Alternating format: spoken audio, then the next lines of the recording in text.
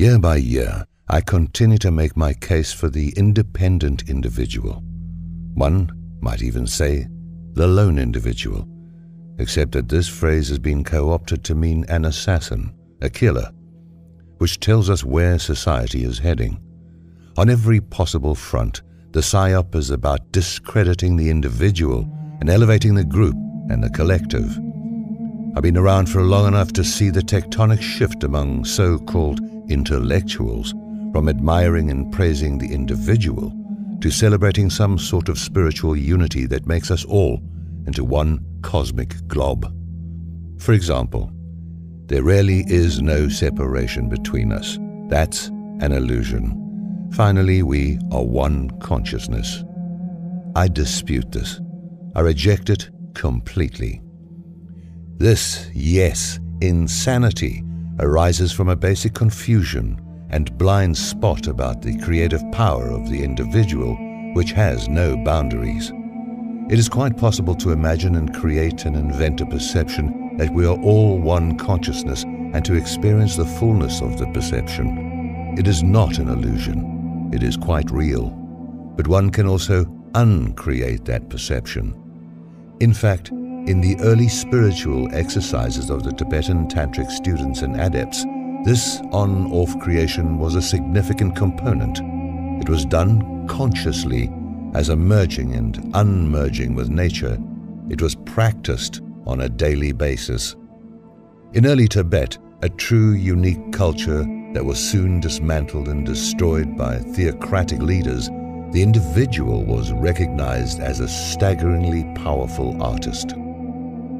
Rather than assume there was one final highest reality we all share, it was understood that the individual could and did invent realities without limit. Presuming to understand a final reality for all of us was considered absurd. It was also a form of fascism, spiritual fascism. Once you embark on a road of imagination and creating, all bets are off. All preconceptions about what you must do, make, think, assume, and believe are yesterday's news. The individual is no longer dangerous or deluded or separated from his brothers and sisters by ego or any of the other debilitating formulations that have been offered to convince us we are all one. Here and now, you or I can sit and invent the perception that, yes, we are all one consciousness, and then dispense with that perception. In either case, I'm doing it, you're doing it, you're creating a perception. That's what artists do, what they've always done. Somehow in this cheesy, spiritually fascist web of confusion, that fact has been lost. People occasionally write to me and say the artist has no function in this society. Well, I'm not talking about function. Function is for machines. Machines aren't free. This society is supposed to exist to allow the individual to flourish, but waiting for that to happen will put you on the track to nowhere. Society is heading for more and more collectivism, economically, politically, spiritually. Here is the bottom line. People in this world believe in what they create, except they're not aware of what they're creating. They think, instead, they're seeing what's already there. This missing link explains a great deal. People are playing a shell game with themselves. They're placing the pea inside a particular shell, and then they're turning over the shell and finding the pea. Then they exclaim, "Look what I found!" No, they didn't find it. They put it there to begin with. They created a reality and then denied they created it. This would be like a painter spending 6 months making a huge work in his studio and then saying, "It's a miracle. I walked into the studio today and I found this painting leaning against the wall. Astonishing."